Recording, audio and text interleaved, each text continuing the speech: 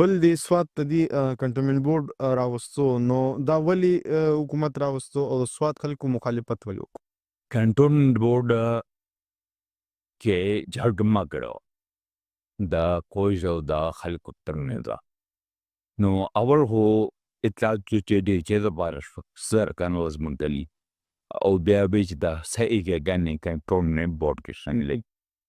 بیا چې جګړه موکلا بریډر سرګان سم نو او باغره معنی وي نمو یو انس مکلو نو او به کنټرول بورډ دې ته وي چې زمون کم چې بیا ودی چې پای یو هلو کټن بورډ جوړې ځل